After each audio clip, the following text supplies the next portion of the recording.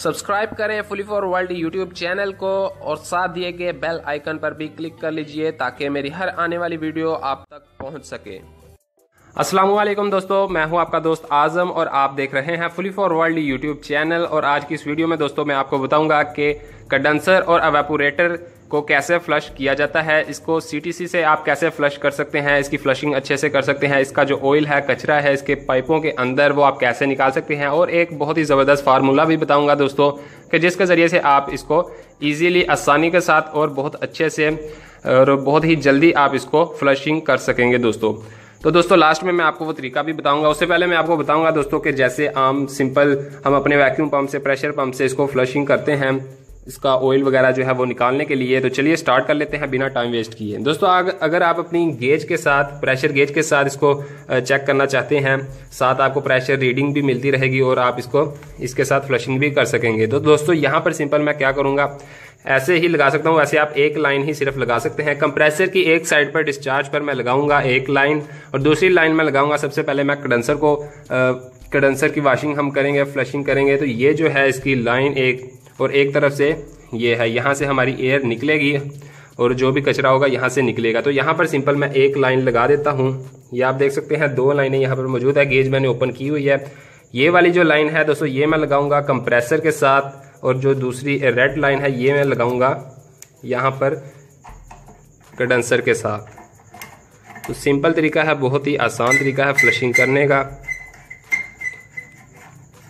यहाँ पर मैंने एक लाइन दोस्तों लगा दी है और एक लाइन मैं कंप्रेसर के साथ लगा दूंगा और सिंपल ये मैं एक लाइन डिस्चार्ज वाली साइड पर कंप्रेसर के साथ लगा देता हूँ। और अब दोस्तों मैं क्या करता हूँ, अपने कंप्रेसर को ऑन कर लेता हूँ। यहाँ पर मैं सिंपल अपने कंप्रेसर को अब ऑन कर लेता हूँ। ये सिंपल आपके सामने कंप्रेसर ऑन हो चुका है दोस्तों और फ्लशिंग स्टार्ट हो चुकी है। यहाँ पर आप देख सकते हैं कि ऑयल इसमें से निकल रहा है। दोस्तों मैं आपको बता दूं कि आपने क्या करना है, जो कंडेंसर है हमारा, उसको अच्छे से फ्लशिंग आपने करनी है जितनी ज़्यादा आपसे हो सके। इसमें यह है कि इसमें कोई टाइम फिक्स नहीं होता कि आपने आधा घंटा करनी है या 5-10 मिनट। जब तक आपका ऑयल, कचरा बीच में से नहीं निकल जाता अच्छे से, आप इसको फ्लशिंग करते रहे। आपने क्या करना है, अपनी फिंगर को इसके ऊपर अच्छे से प्रेस करके रखना है और जैसे ही प्रेशर ज़्यादा होगा तो आपने इसको छोड़ना है और खुद ब खुद ऑयल जो है वो आहिस्ता आहिस्ता निकलता रहेगा। तो आप एक एक्स्ट्रा कपड़ा अपने पास रख सकते हैं, डस्टिंग के जो कोई एक्स्ट्रा हो तो उसके साथ आप इसको आगे रखें ताकि ऑयल जो है वो ज़्यादा आपके कपड़ों को भी ना लगे। और ऐसे आप इसको अच्छे से फ्लशिंग कर सकते हैं इसकी। एवापोरेटर की जो फ्लशिंग है वो आप 100% ना भी करें तो वो चल जाता है, लेकिन जो कंडेंसर है रेफ्रिजरेटर का, उसकी जो फ्लशिंग है वो करनी ज़रूरी होती है। कोशिश करनी चाहिए कि इसकी 100% कंडेंसर की फ्लशिंग जो है वो अच्छी होनी चाहिए, यानी कि इसमें से कचरा, ऑयल बिल्कुल भी नहीं होना चाहिए। तो ये जो तरीका आपके सामने मैं कर रहा हूँ दोस्तों, ये तरीका है हमारे वैक्यूम पंप का। ये नीचे आप वैक्यूम पंप देख सकते हैं, जो सिंपल आसान तरीका है वैक्यूम पंप के साथ अक्सर लोग जो करते हैं। ये सिंपल वही तरीका था। तो दूसरा जो तरीका है जो मैं आपको बता रहा था कि फार्मूला एक बताऊंगा दोस्तों, वो भी मैं आपको लास्ट में बताऊंगा। तो ऐसे आप इसको फ्लशिंग कर सकते हैं। अगर मैं ऐसे ही वीडियो बनाता रहा तो आपका काफ़ी टाइम वेस्ट होगा। तो ऐसे ही आपको आई होप समझ लग गई होगी। तो दूसरा जो है, मैं अब फ्रीज़र को, यानी कि हमारा जो एवापोरेटर है, उसको फ्लशिंग करने का मैं तरीका यहाँ पर अब आपको बताऊँगा। तो अब मैं क्या करने वाला हूँ, अपने नीचे पाइप जो है वो चेंज करने लगा हूँ।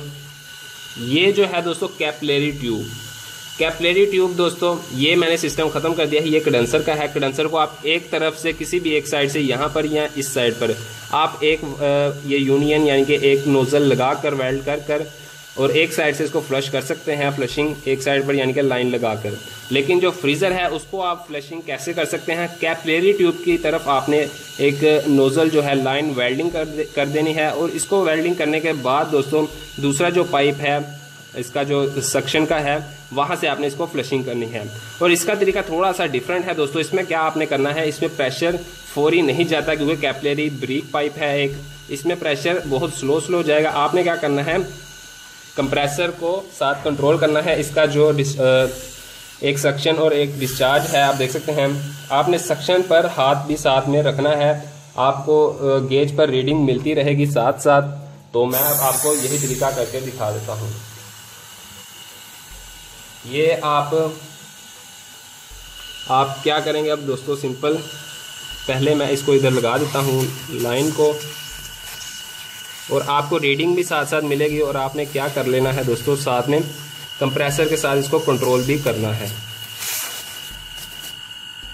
तो मैंने ये लगा दिया और मैंने फौरी यहाँ पर हाथ रख लिया है, इसलिए कि इसमें प्रेशर एकदम हाई जाएगा, लेकिन यहाँ से प्रेशर आगे नहीं जा सकता। तो अब मैं आपको गेज दिखा देता हूँ दोस्तों। आप देख सकते हैं कि 200 के पास इसका प्रेशर जा चुका है, 200 के पास अगर आपको नज़र आ रहा होगा तो आप देख सकते हैं कि 200 के पास इसका प्रेशर जो है वो आ चुका है। तो मैंने इस पर हाथ रखा हुआ है और अब मैं जैसे ही इसको छोड़ूंगा और आगे इसका जो प्रेशर है वो आहिस्ता आहिस्ता निकलेगा। इसका प्रेशर जो है वो स्लो स्लो निकलेगा। आपने यहाँ पर फिंगर को अच्छे से प्रेस करके रखना है, और साथ साथ जो आपका कंप्रेसर था उसको भी आपने यहाँ से थोड़ा थोड़ा प्रेशर आप देते रहें इसी तरह। और यहाँ पर अब मैं इसको छोड़ता हूँ, तो ऐसे इसमें से आप फ्लशिंग कर सकते हैं।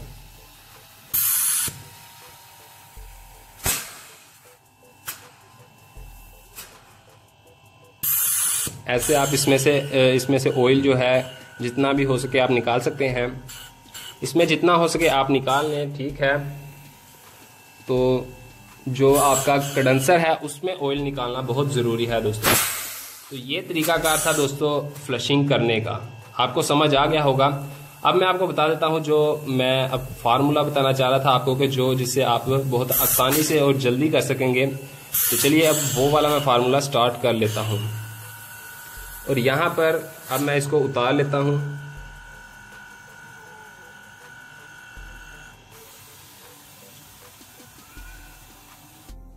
तो दोस्तों इसमें आपको अब फार्मूला जो मैं बताने लगा हूँ वो आप देख लें अच्छे से। दोस्तों उसमें आपको एक सिलेंडर की जरूरत पड़ेगी। R134 हो आपके पास तो वो भी चलेगा। अगर आपके पास R22 है AC की यानी कि जो गैस है तो वो भी दोस्तों चलेगी। अब आपने क्या करना है, इसका जो लिक्विड है दोस्तों, एक लाइन की भी आपको जरूरत पड़ेगी साथ में। अब आपने इसका लिक्विड जो है वो इस पाइपों में से गुजार देना है। थोड़ा सा आपका नुकसान होगा, थोड़ी सी आपकी गैस ज़ाया होगी, लेकिन बेहतरीन फ्लशिंग आपकी हो जाएगी। तो मैं खुद ऐसे ही यूज़ करता हूँ, अक्सर मैं ऐसा ही करता हूँ, तो मुझे अच्छा उसका जो है रिस्पॉन्स उसका अच्छा मिलता है। तो यहाँ पर अब मैं कंडेंसर आपको फ्लश करके दिखाऊंगा इसकी फ्लशिंग। एक लाइन सिंपल मैं यहाँ पर लगा दूंगा और दूसरी तरफ से मैं सिलेंडर को लाइन लगा दूंगा और उसमें से लिक्विड है। मैं आपको बता दूंगा सिलेंडर अगर सीधा हो तो लिक्विड नहीं निकलता। सिलेंडर को उल्टा करके आप इसको खोलेंगे तो आपका लिक्विड निकलेगा। अब आपने क्या करना है दोस्तों, इसको उल्टा करके इसका जो लिक्विड है इसको ओपन करना है सिलेंडर को, और यहाँ से आपका जो लिक्विड है वो निकलेगा। आप ओपन करें। ओपन करने के बाद दोस्तों आप यहाँ पर, अब मैं ओपन करने लगा हूँ। जैसे ही मैंने ओपन किया तो इसमें से लिक्विड अभी निकलेगा, आप देखेंगे यहाँ पर लिक्विड अभी निकलेगा और फ्लशिंग अच्छे से होगी।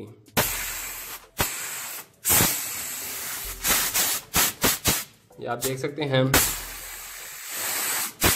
इसके साथ जो ऑयल है, लिक्विड जो है वो ऑयल को साथ लेकर आएगा और एक प्रेशर में आएगा। अब आप देख सकते हैं कि लिक्विड आ रहा है इस वक्त। ये लिक्विड आया है दोस्तों, आपने देखा कि काफी सारा ऑयल साथ में था इसके लिक्विड के। और आप थोड़ी देर बाद सिलेंडर को ऑफ कर दें।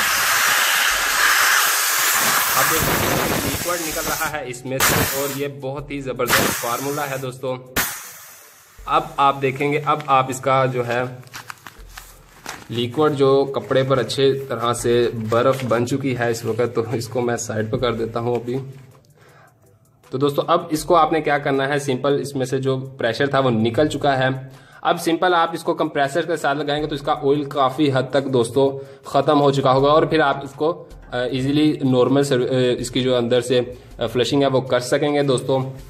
तो ये मेरा फार्मूला था जो बहुत ही कामयाब तरीन फार्मूला है, जो मैं खुद यूज़ करता हूं दोस्तों, और बहुत ही परफेक्ट फार्मूला है दोस्तों। आई होप आपको आज की वीडियो बहुत अच्छी लगी होगी, आपको फ्लशिंग करने का तरीका समझ आ गया होगा, फ्रिज को कैसे फ्लशिंग किया जाता है। और मैं आपको बता देता हूं कि अगर आप सीटीसी के साथ फ्लशिंग करना चाहते हैं तो आप क्या करें, तो अभी मैं आपको वो बता देता हूँ।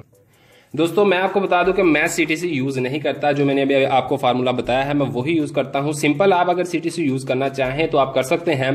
सीटीसी को आप एक बोतल में लें, जो कि जिसमें से ऑयल भी हम चार्ज करते हैं कंप्रेसर में, जिसके ऊपर एक टिप बनी हुई है दोस्तों, आप जिससे इस लाइन में सीटीसी डाल सकते हैं। आप क्या करें दोस्तों, अगर आप इसको सीटीसी से फ्लशिंग करना चाहते हैं, एक तरफ से इस तरफ आप लाइन लगा दें और दूसरी जो लाइन है आप फुल नहीं, बस नॉर्मल सी थोड़ी सी सीटीसी इसमें भर लें और इस लाइन को ऊपर करके रखें। ऊपर करके रखेंगे तो इसमें से आप इसको ऐसे सिंपल, मैं आपको सिर्फ बता रहा हूं तरीकाकार, आप इसमें अगर लगा देंगे तो जो सीटीसी है वो सारी इस लाइन में जब आ जाएगी, तो इसको आप सिंपल नीचे करके ऐसे ही अपने कंप्रेसर के साथ इधर आप लगा सकते हैं। फौरी आप जल्दी से यहां पर लगा दें डिस्चार्ज पर, और वहां से आप अपनी फ्लशिंग शुरू कर लें। ठीक है दोस्तों, तो ये तरीका मैंने आपको बता दिया है, लेकिन बेहतरीन तरीका वही है जो मैंने अभी किया है। वैसे आप जैसा भी करना चाहें सब तरीके अच्छे हैं, बस उसमें यह है कि थोड़ा सा टाइम ज़्यादा लग जाता है। तो आई होप आपको ये इन्फॉर्मेशन काफ़ी अच्छी लगी होगी, आप समझ गए होंगे कि कैसे फ्लशिंग फ्रिज की जाती है। अगर आपको ये वीडियो अच्छी लगी है दोस्तों, इस वीडियो को लाइक करें, शेयर करें, और मजीद ऐसी वीडियोज़ हासिल करने के लिए मेरे इस चैनल को सब्सक्राइब करना हरगिज़ मत भूलना। अब मैं आपसे मिलता हूँ अगली वीडियो में। अल्लाह हाफिज़।